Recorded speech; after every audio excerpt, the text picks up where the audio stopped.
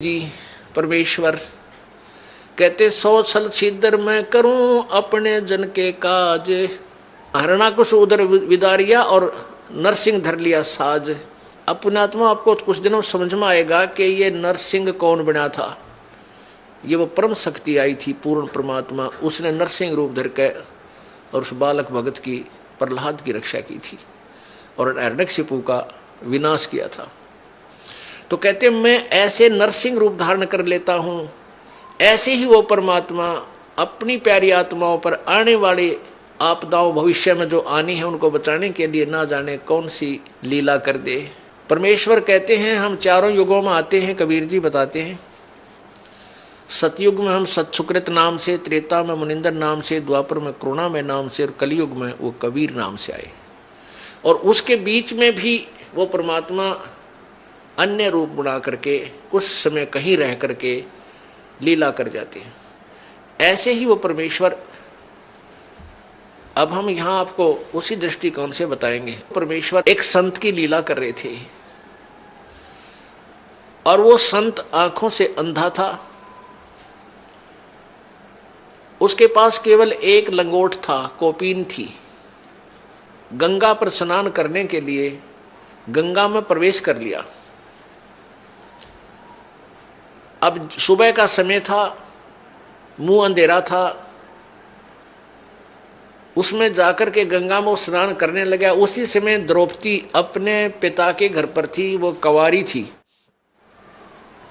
उसकी शादी नहीं हुई थी। सहेलियों के साथ स्नान करने के लिए गंगा पर जाती थी।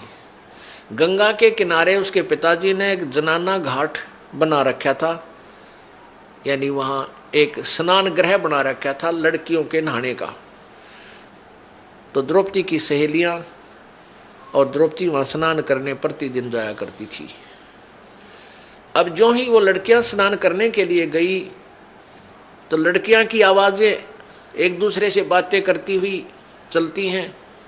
दूर तक पता चल जाता है लड़कियां जा रही हैं। तो उस संत ने सोचा कि भाई लड़कियां स्नान करने के लिए यहां आ रही हैं और यहां अवश्य कोई घाट है और तू तो गलत जगह आ गया। जनाना घाट के पास आकर तू स्नान करने लग गया। इस शर्म के मारे उसके तन पर केवल एक कोपीन थी, पर्दे पर लंगोट था ओनली।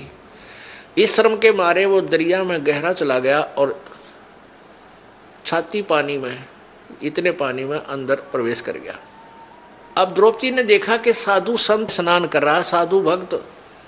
और पुण्यात्माओं, भगत के अंदर एक विशेष प्रेरणा होती है, क्योंकि हमें पता है कि परमात्मा ना जाने किस रूप में कहां दर्शन दे दे। तो पुण्यात्मा के अंदर संत की वेशभूषा में परमात्मा दिखाई दे जाता है। वो सोच लेता है साधु है, भक्त है, भगवान की चर्चा करता है, इसके पास बैठ कर कुछ देर भगवान की चर्चा करेंगे। तो द्रौपदी ने इस दृष्टिकोण से देखा कि साधु मिल गया सुबह सुबह और इसे भगवान की चर्चा करेंगी। उसने देखा कि स्नान कर रहा है, हम भी स्नान कर लेती हैं। कहते हैं साधु दर्शन राम का मुख पर बसे सुहाग और दर्श उन्हीं को होते हैं जिनके पूर्ण भाग। कबीरा दर्शन संत का परमात्मा आवे याद और लेखे में वाए गड़ी, बाकी का समय व्यर्थ बाद। अपने आत्मा जितना समय आपको मालिक ने आने का दिया है, चर्चा सुनने के दिया है, ये एक विशेष घड़ी है आपकी, एक विशेष समय है। ये आपके बहुत अच्छे अकाउंट में, गुड अकाउंट में लिखा जाएगा। तो इस दृष्टिकोण से लड़की स्नान करने लगी, वो द्रौपदी जी भी स्नान करने लगी। स्नान करने के घंटा आध पौन घंटा उन्हें लगा, बाहर आए, देखा कि साधु चला तो नहीं गया है। तो द्रौपदी ने क्या देखा कि साधु स्नान नहीं कर रहा है, वो तो ऐसे कोई वस्तु खोज रहा है। फिर उसने देखा ध्यान से कि इस महात्मा की तो बाहर पटड़ी पर कोई वस्त्र नहीं है और लगता है इसकी कोपीन, पर्दे का कपड़ा इसका बह गया। तो क्या हुआ, उस संत का स्नान करते समय जो उसने एक धागा, तागड़ी बांध लेते हैं, बेल्ट की तरह एक छोटा सा धागा बांधा करते हैं पतला सा, उसने यहाँ हरियाणा में तागड़ी बोले, एक बेल्ट टाइप, और उसमें लंगोट उलझा लिया करते वो ऊपर आगे पीछे। और वो तागड़ी टूट गई, वो कोपीन भी बह गई, निवस्त्र हो गया संत। अब वो पहले इतने जल में था तो फिर इतने पानी में चला गया और हाथ मार रहा है कि हो सकता है ये लड़कियां नहावे, कोई इनका कपड़ा बह आ जावे, अपना पर्दे पर बांध के मैं बाहर चला जाऊं, आज तो बड़ी मुश्किल हुई। अब वो सोच रहा था, ऐसा हाथ मार रहा था कि शायद कोई हाथ लग जावे, ऐसे ऐसे कर रहा था। अब लड़की ने देखा कि नहा नहीं रहा है तो क्या बात है, ऐसे ऐसे हाथ कर रहा है, ऐसे ऐसे। तो देख लिया आपने विचार करके कि इसका तो कोई कपड़ा निवस्त्र है ये, और कपड़ा इसका खो गया। तो लड़की ने, द्रौपदी ने अपनी साड़ी, एक तो स्नान करने बांध के गई थी वो उसमें से नहीं दिया, उसने जो नई धोती धोई धाई कपड़ा था उसका जो बांधना था उस दिन, पहनना था ना कर, उसमें से एक गठ, एक बिलात यानी 9 इंच 8-9 इंच कपड़ा पाड़ा और जल में बहा दिया। उसने सोचा ये जल में बहता हुआ महात्मा के हाथ लग जाएगा और ये उसमें बांध के अपना चला जाएगा, बाहर आ जाएगा। तो महात्मा के हाथ नहीं लगा, संत के हाथ नहीं लगा। उसने फिर दूसरा कपड़ा पाड़ कर डाला, फिर तीसरी ऐसे ही एक स्ट्रिप सी पाड़ी, टुकड़ा पाड़ा कपड़े का, साड़ी से फिर डाला, ऐसे 8-9 लीर, उसका लीर बोलते हैं यहाँ हरियाणा में, लीर यानी एक टुकड़ा, लंबी कतरन सी, वो 8-9 पाड़ कर डाल दी। 8 यानी 8 नीम 72 यानी 5-6 फुट के करीब कपड़ा डाल दिया, महात्मा का हाथ लग गया। अब लड़की ने सोचा भाई साड़ी भी तकरीबन पाड़ डाली है, इसका काम आया को ना। वो न्यों सोचा थी कि कहीं मैं बोल पड़ी और निकट जाऊंगी, महात्मा शर्मा जागा, शर्म का मारा कहीं आगे को ना सरक जा, दरिया का बहाव बहुत ज्यादा है, कहीं डूब ना जा। फिर उसने सोची तो मुंह तो नहीं बोलूंगी नहीं, एक लंबी लकड़ी ले ली, जंगल से लंबी लकड़ी लाई ढूंढ के, और उसके एक लीर और पाड़ी, एक टुकड़ा और फाड़ा 8-9 इंच का, और उस लकड़ी का लपेटा दे के, और महात्मा ऐसे हाथ मार रहा था, उसके हाथ के निकट कर दी। जो ही उसके हाथ लगा लड़की महात्मा का, संत का, एकदम उसने पकड़ा, देखा अको हो तो बड़ा साइज का कपड़ा मिला है। ओहो हे भगवान, हे परमात्मा, जब आशीर्वाद दिया कि हे प्रभु आपने बड़ी दया करी अपने दास पे, और फिर हिसाब लाकर देखा कि ये कोई कपड़ा वैसे नहीं आया, ये किसी बेटी ने, क्योंकि अंधे के हाथ आंखों का काम करते, उसने सब हिसाब देख लिया, ये साड़ी का कपड़ा है और किसी बहन बेटी ने डाला है। तो आशीर्वाद दिया कि बेटी आज तने मेरी इज्जत रखी है, भगवान तेरी इज्जत रखे और भगवान तने घणाए दे। अब कहते हैं संत बोले सहज सुभा और जो चाहे सो कर दे, 7 वचन पलटे नहीं चे पलट जाओ ब्रह्मंड। अब उस आशीर्वाद दिया, हृदय से दिया। अपना आत्मा यहां देखो खेल, भगत कैसा होता है, लोभ करे तो ऐसा करे, लालच करे तो ऐसा करे, ये नकली लालच नहीं करे, किसी का जो है ना मिलावट कर दी, किसी का घाट तोल दिया, किसी का कुछ गड़बड़ कर दी, ये लालच माड़े हैं, ये गलत होते हैं। लोभ करे लालच करे तो ये करे कि वहां लड़की ने देखो, द्रौपदी राजा की लड़की थी और नौकरानियां और सहेली छोटे घरों की होती थी, न जाने कितनी उनके साथ थी, और वो एक बांदी को कहती कि तू अपनी साड़ी में तो फाड़ के टुकड़ा डाल दे, तो वो तुरंत डाल देती। पता था कि राजा की लड़की मुझे इससे भी सुंदर साड़ी लाकर नई दे देगी, और राजा की लड़की का आदेश मोड़े कौन नहीं, उसको उल्लंघन नहीं हो सकता।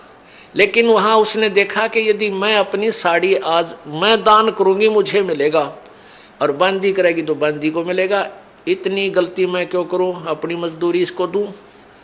तो यहाँ भगत को इस दृष्टिकोण से भी बहुत सोचना होता है। अपना लालच लोभ अब इस टाइप का करे, यहाँ के धन जोड़ने का लोभ आपका विनाशक होता है, और लूटने का नहीं करे, लूटने का करे परमात्मा के नाम पे। फिर देखना, अब वहां तो वो अपने घर चलेगी, संत चले गए, द्रौपदी का ब्याह हो गया। विवाह होने के बाद फिर राजा युधिष्ठिर ने एक महल बनाया शीशे का। द्रौपदी पांचों पांडवों की साजली पत्नी मां के आशीर्वाद से होगी। उधर से दुर्योधन जो था वो धृतराष्ट्र का पुत्र था, और युधिष्ठिर अर्जुन हर का चचेरा भाई था, यानी ताऊ का लड़के थे। अब धृतराष्ट्र अंधा था, पांडव उनका पिता जो था युधिष्ठिर का वो अंधा नहीं था, तो उसको बड़े भाई को वैसे राज, बड़े बेटे को राज मिलता है, धृतराष्ट्र को राज नहीं मिला था इस कारण से, अंधा होने के कारण। इसलिए युधिष्ठिर के पिताजी को राज्य प्राप्त हुआ था। उधर से दुर्योधन ईर्षा रखता था कि ये राज हमें क्यों नहीं मिला। उधर क्या हुआ कि जब इन पांडवों ने अर्जुन होर ने एक महल बनाया शीशे का, काफी शीशा लगा हुआ था अधिकतर उसमें, आर पार पारदर्शक। और एक दिन दुर्योधन उसमें चला गया महल में, द्रौपदी वहां पर थी। उसने देखा कि दुर्योधन की टक्कर लगी, शीशा दिखा कोनी, टक्कर लगी तो एकदम वो ऐसे गिरता हुआ मुश्किल से बचा। और द्रौपदी ने हंस के मजाक करते हैं जैसे अपने छोटे पति के छोटे भाई से यानी देवर से मजाक कर दिया, कहा कि अंधों की संतान अंधी ही होती है। अब उसने कहा था एक हंसी मजाक में, और वो मान गया दुख गणा। इस बात को सुनकर उसकी तनमन में आग लग गई और उसका प्रतिशोध लेने की सोचने लग गया। तो क्या किया उन्होंने, जुए में युधिष्ठिर को खिलाया और जुए में सारा राज भी जीत लिया और द्रौपदी को भी दांव पर लगा दिया युधिष्ठिर ने, और द्रौपदी भी जीत ली। अपने आत्माओं आम जिन के गुण गावें, इस महाभारत ने पढ़कर हम राजी हुआ करते, प्रसन्न होते थे, हमें कोई पुण्य मिलेगा। इनकी कहानी पढ़कर देखा तो हे भगवान, बता ऐसा भी कोई निकम्मा होगा अपनी पत्नी ने जुए पर ला दे। इनके सारे इतिहास इतने बेकार, और हम इन न पढ़ा करते, इनसे हम क्या शिक्षा लेते। आगे देखना क्या होगा इनका, इस कथा के अंदर आपको बहुत निष्कर्ष मिलेगा। अब उधर से एक नौकरानी भागी आई दौड़ी दौड़ी। दुर्योधन ने कहा कि जाओ लाओ उस अर्जुन की पत्नी को यहाँ बैठाओ, मेरी जांग पे लाके नंगी करके। देख कितनी बेहुदी बात, और भरी सभा में। अब ये बात सुनकर वह नौकरानी भागी आई कि किसके पास, द्रौपदी के पास, और कहा द्रौपदी आज तक बात बिगड़ गई, आपको जुए में जीत लिया कौरवों ने, और आपको वहां पर नंगा करेंगे। दुर्योधन कह रहा है कि उसने मुझे अंधे की संतान कहा था, और हम अंधे की संतान हैं, हमें कुछ दिखाई नहीं देता, वो उसको शर्म क्या आएगी, उसको नंगा करो मेरे सामने, हम तो अंधे हैं। अब द्रौपदी का यह बात जची नहीं कि ऐसे कैसे हो सकता है। उस नौकरानी से द्रौपदी ने पूछा वहां और कौन बैठे हैं, कि पांचों पांडव बैठे हैं, चाचा विदुर बैठा है, और भीष्म पितामह, द्रोणाचार्य और कर्ण, और साथ में 101 कौरव बैठे हैं। द्रौपदी ने कहा कि नालायक, इतने आदमियों में और मुझे नंगा कैसे करेंगे, तेरा दिमाग खराब है। अब नौकरानी नहीं बोली, कहा क्या बोलूं, मैंने जो सुना था बता दिया। इतने में दुशासन जो दुर्योधन से छोटा था वो दुष्ट गया और द्रौपदी को पकड़ के केस बाढ़ पकड़ के और घसीट के लाया और वहां खड़ा कर दिया। और दुर्योधन ने कहा कि इसके कपड़े चीर उतार दो, इसको नंगा करो और मेरे जांग पर बैठा दो, यानी गंदा कितनी बेहुदी हरकत, और भरी सभा में वो दुष्ट करने जा रहा था। और वहां कौन कौन विद्यमान थे? पांचों पांडव बैठे हैं, उसके पति द्रौपदी के, और भीष्म पितामह द्रोणाचार्य जो गुरुजी थे, और कर्ण, ये तीनों एक नंबर के योद्धा थे।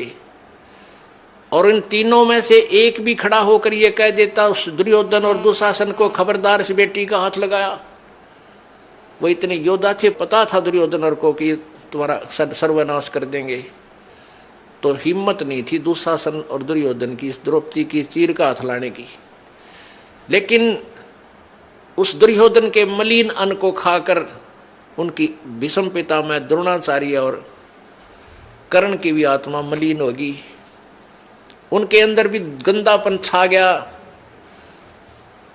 और उस लड़की को नंगा देखने के लिए वो भी वहीं विराजमान रहे, और उन्होंने उठकर ये भी नहीं कहा तुम के जुल्म कर रहे हो, क्या करने जा रहे हो।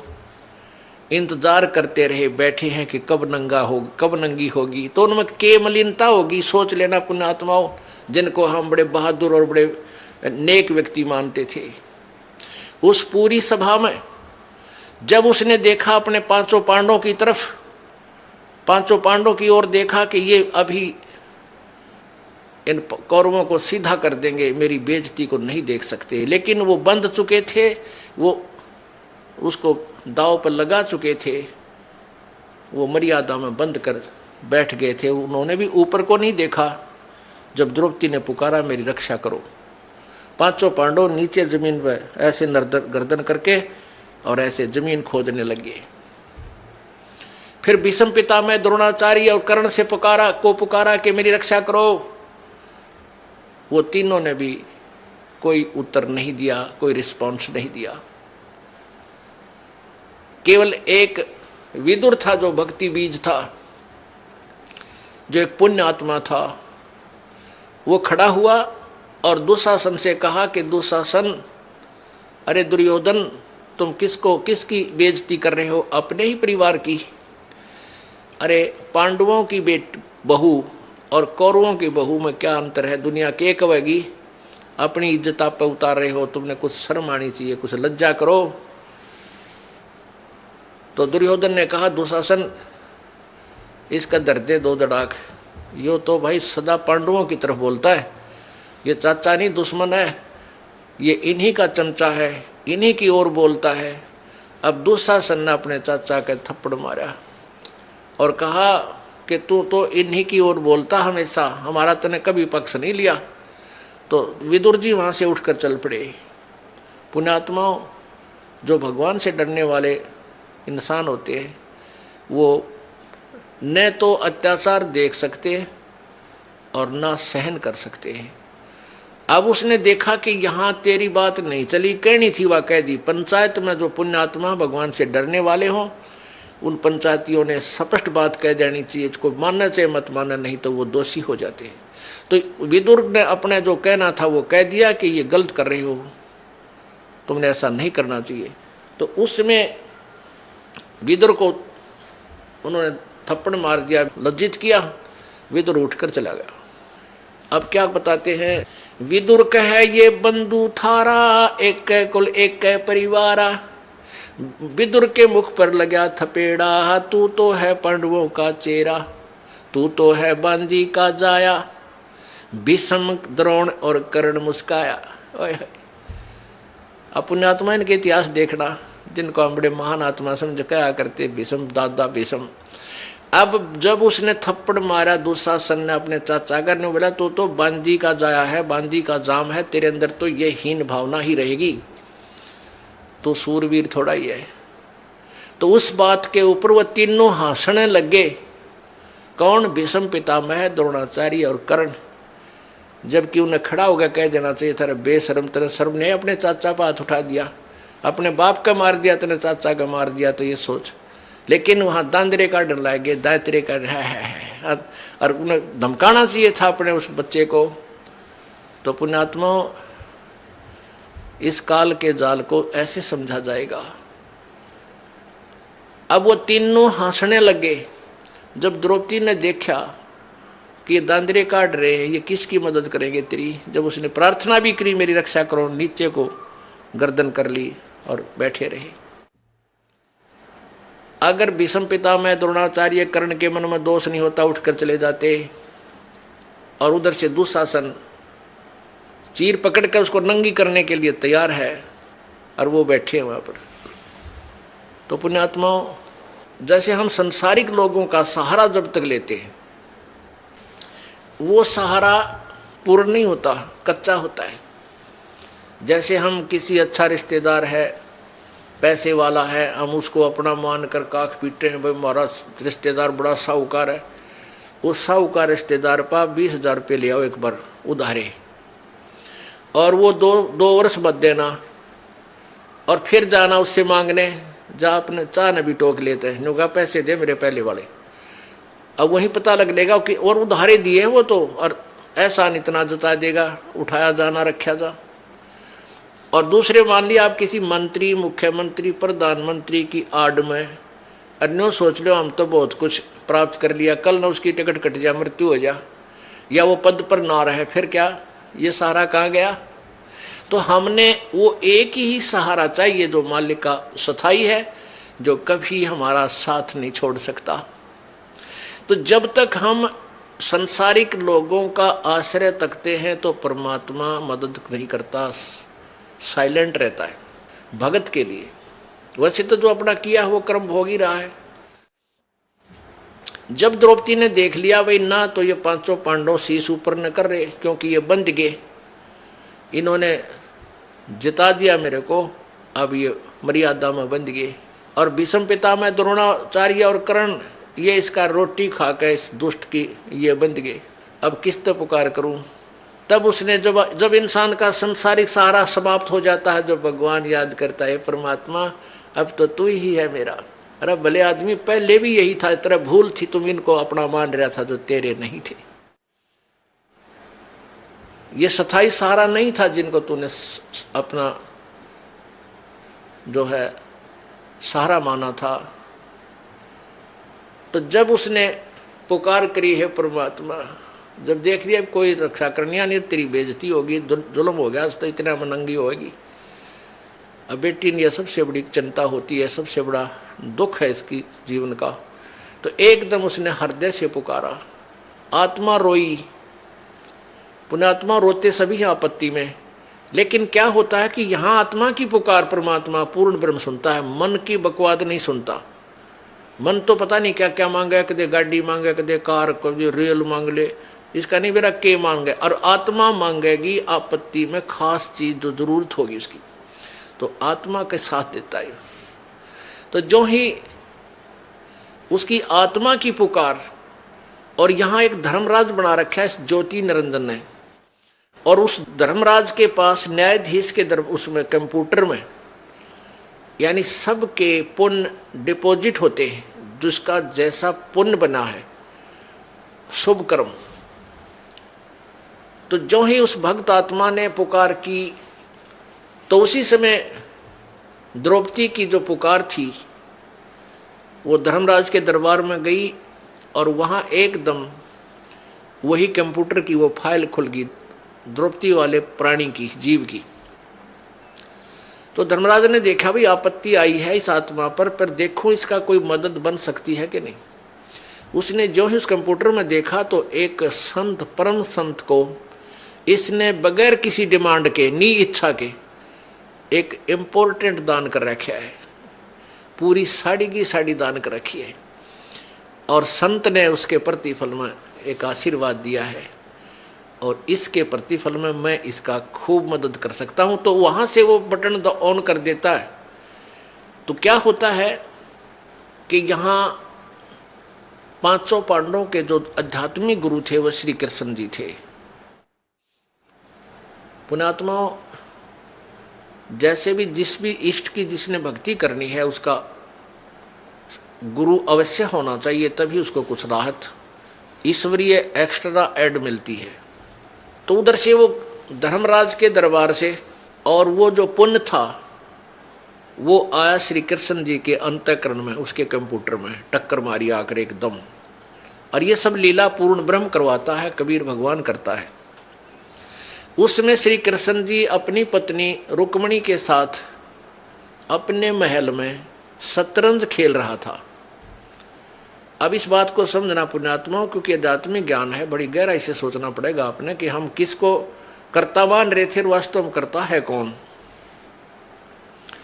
तो जब वो रुक्मणी के साथ वो खेल रहा था शतरंज, तो उसमें पासे डालते हैं ऐसे, और पासे डालते डालते कोई शब्द बोलते हैं, कच्चे 11 पक्के 12 पौ 12 या जैसा भी कोई ऐसा बोलते, ले ऐसे बोलता हूँ मैं, ऐसे मांगता हूँ। वो मिलते क्या हैं, ओड़े सोड़े हो, वो बाद की बात है। तो जो ही श्री कृष्ण जी ने पासे डाले, उधर से वो कंप्यूटर धर्मराज के दरबार से कंप्यूटर से रिफ्लेक्स होकर के वो पुण्य आया श्री कृष्ण जी के पास, और एकदम श्री कृष्ण उसमें पावर आई, एकदम श्री कृष्ण जी का हाथ ऐसे आकड़ गया। पौ 12 नहीं बोला, कच्चे 12 18 नहीं बोला, हाथ ऐसे करके कहने लगा अनंत।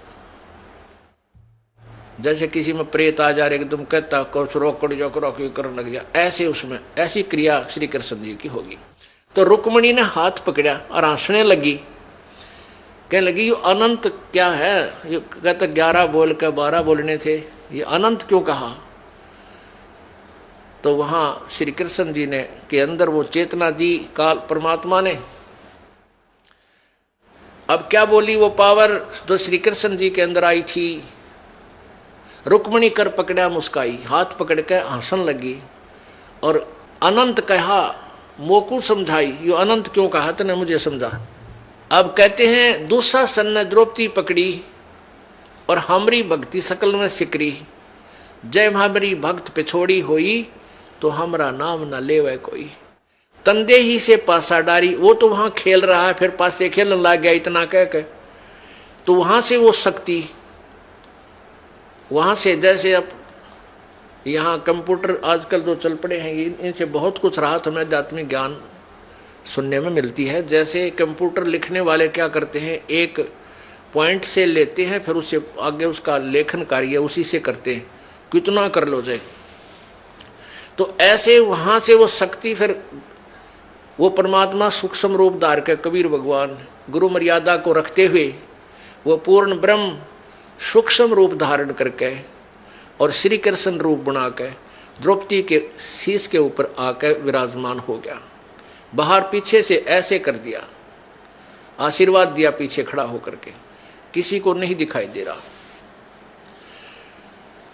कहते हैं तंदे ही से पासा डारी, पहुंचे सूक्ष्म रूप मुरारी, खेचत खेचत खेच कसीसा, सिर पर बैठे हैं जगदीशा। द्रौपद सुता को दीने लीर, ताके अंत बढ़ाए चीर। उस अंधे को कौपीन दी थी। द्रौपद सुता को दीने लीर, एक टुकड़ा दिया था साड़ी का, और जाके अंत बढ़ाए चीर। अब खेचत खेचत खेच कसीसा, सिर पर बैठे हैं जगदीशा। द्रौपद सुता के चीर बढ़ाए, शंख असंख हो पार नहीं पाए। अब दुशासन ने खूब जोर लगा लिया, अपनी तरफ से खींच खींच कर ढेर लाग गया वहां साड़ी का, अंत नहीं आया। दुशासन इतना तगड़ा बताते हैं कि कई हजार हाथियों की ताकत, इतना जैसे आजकल हॉर्स पावर से बिजली की ताकत नापते हैं ना, उसमें आदमियों की ताकत एलिफेंट पावर से नापा करते हैं। तो 1000 एलिफेंट पावर का था वो दुशासन। और द्रौपदी एक कोमल सी बेटी, भक्ति की शक्ति के सामने वो राक्षस फीका पड़ गया। उस कोमल कमल के फूल जैसी उस लड़की का वो पत्ता भी नहीं तोड़ सका, यानी उसका कुछ नहीं बिगाड़ सका। तो जिन्होंने प्रभु का आश्रय लिया है विधिवत, तो उनको कहते हैं देते को हर देत है, जहां तहां से आन और ना दिया वह मांगते फिरियो, फिर परमात्मा सुने नहीं कहा। तो पुण्यात्माओं, अब जैसा भी आप पुण्य धर्म करते हो वो आपके गुड अकाउंट में लिखा जाता है। जब तक आप परम संत पूर्ण परमात्मा की शरण में नहीं आते, तब तक आपके जो पुण्य डिपॉजिट भी होते हैं वो भी काल यहीं बर्बाद करवा देता है। आज जैसे द्रौपदी के ऊपर यह तो आपत्ति टल गई और फिर केवरानमटी हुई, हिमालय में जाकर गड़ गए, राज्य भी गया, कुछ नहीं रहा, फिर नरक में डाल दिए गए। अब हमने यहां केवल इतना ही लेना